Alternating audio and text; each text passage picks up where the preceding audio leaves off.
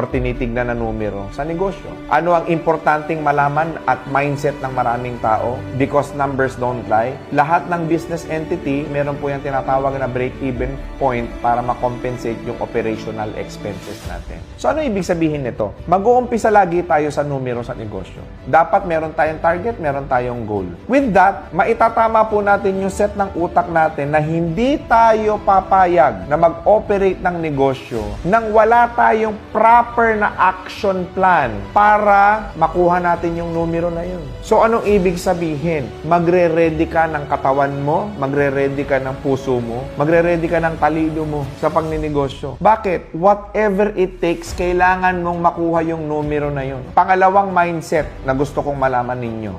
Business owners, ito po ang mindset nila. Cash is king. Anong ibig sabihin? Saan manggagaling ang pera? Saan iikot ang pera? Sales. Kailangan maging magaling ho kayong magbenta. Hindi ho po pwede na bilang negosyante, hindi ka magaling magbenta or hindi mo master ang pagbebenta. Ang tanong, Sir Raymond, madalas ko na sinasabi yan, paano ba maging magaling magbenta? Number one, know your product. Master your product. Be expert on your product. Ano ibig sabihin? Dapat kung ano man yung produktong binibenta mo, serbisyong inaalok mo, o kung ano man yan, dapat yan master mo. Yun ang mindset nyo dapat. Bakit? Cash is king. Bakit? Sales is the lifeblood of business. Sales generates what?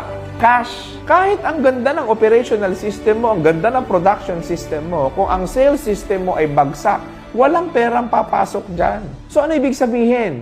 Kung ano yung nagpapasok ng pera sa negosyo, doon kayo mag-focus. Always ask this to yourself. Where is the money? Nasaan ang pera? And number 3 na kailangan mong mindset sa pagninegosyo. Dapat utak empleyado ka sa pagiging negosyante. Ano yung utak empleyado? Di ba nung empleyado ka, nagtatrabaho ka ng 8 hours, 9 hours, 10 hours? Ito yung kasi yung mahirap sa napakaraming negosyante. Minsan 2 oras lang sa tindahan. Minsan 3 oras lang. Minsan hindi 6 na araw pumapasok sa negosyo niya. Bakit? Nagpakabos. Yun ang problema. Kapag ka naging nagpakabos ka na sa negosyo mo, tandaan mo, yan ang umpisa ng pagbagsak mo. Dapat utak, empleyado ka. Ano ibig sabihin? Pag hindi ako trumabaho dito, walang kikitain tong negosyo na to. Pag hindi ko ginilingan, hindi ko hinusayan, hindi ko pinagpursigihan. Bakit? Nagtataka ako sa maraming negosyante. Nung nagtatrabaho ka, ang sipag-sipag mo, pumapasok ka 8 hours a day, nagna 9 hours ka pa, nagte 10 hours ka pa. Samantalang nung nagnegosyo ka, 2